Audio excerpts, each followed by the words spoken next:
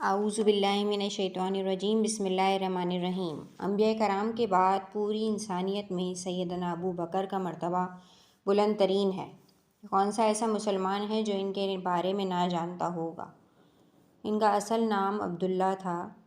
سیدنا ابو بکر بھی قریش کے دیگر لوگوں کی طرح تجارت کرتے تھے۔ اللہ نے اس میں برکت دے رکھی تھی۔ آپ مکے کے مشہور اور بڑے تاجروں میں سے ایک تھے۔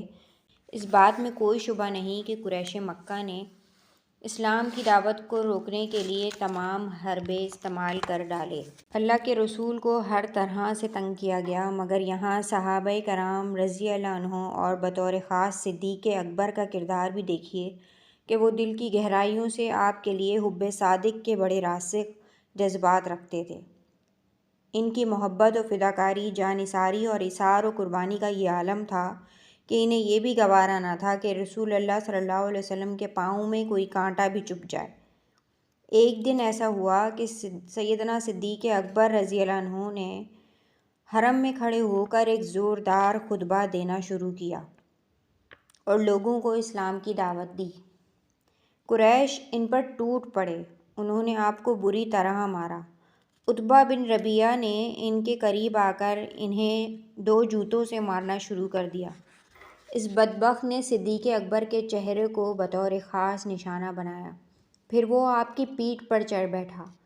پھر آپ کو اس قدر مارا گیا کہ منہ اور ناک سوج کر ایک ہو گئے۔ مکے میں کوہرام مچ گیا۔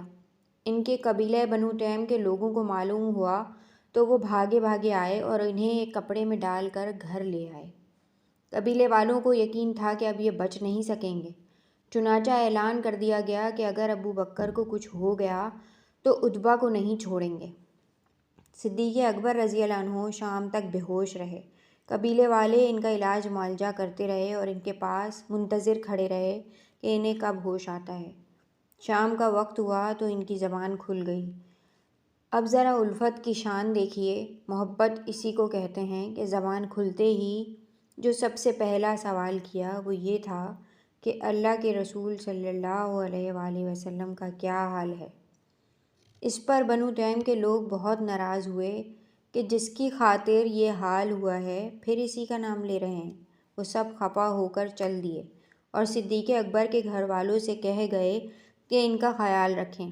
جب لوگ چلے گئے تو والدہ نے کھانے پینے کے لیے اصرار کیا، مگر ان کے بار بار ایک ہی سوال تھا، مجھے اللہ کے رسول صلی اللہ علیہ وآلہ وسلم کا حال بتلاؤ۔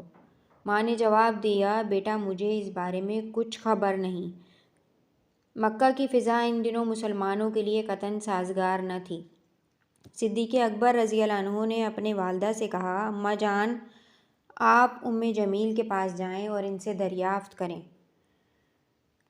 جب الخیرام جمیل کے پاس گئیں اور ان سے کہا کہ میرا بیٹا ابو بکر تم سے محمد بن عبداللہ کے بارے میں دریافت کرتا ہے، تو جمیل کہنے لگیں، میں نہ ابو بکر کو جانتی ہوں نہ محمد کو۔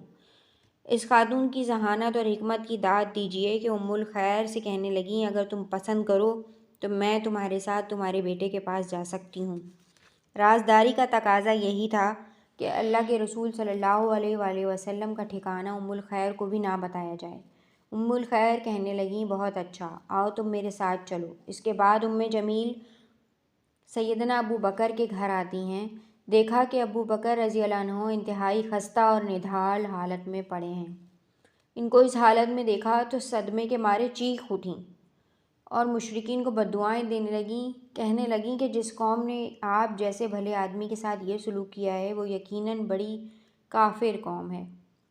مجھے امید ہے اللہ تعالیٰ ان سے آپ کا بدلہ لے کر رہے گا۔ سیدنا صدیق اکبر رضی اللہ عنہ نے ان سے رسول اللہ صلی اللہ علیہ وآلہ وسلم کے بارے میں پوچھا کہ مجھے ان کا حال بتلائیں۔ جمیل نے کہا، آپ کی والدہ ہماری باتیں سن رہی ہیں۔ انہوں نے کہا، ان سے چھپانے کی ضرورت نہیں۔ جمیل نے کہا، اللہ کے فضل و کرم سے وہ صحیح سالم ہیں۔ پوچھا، وہ کہاں ہیں؟ کہا، وہ دار ارقم میں ہیں۔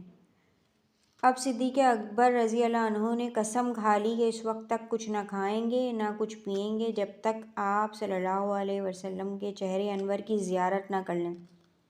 چنانچہ تھوڑی دیر تک انتظار کیا۔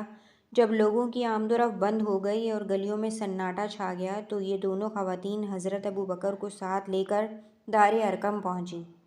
نبی کریم صلی اللہ علیہ وسلم نے اپنے ساتھی کو دیکھا، ان کے زخموں اور حالت زار کا مشاہدہ فرمایا تو آپ صلی اللہ علیہ وآلہ وسلم پر رقت طاری ہو گئی۔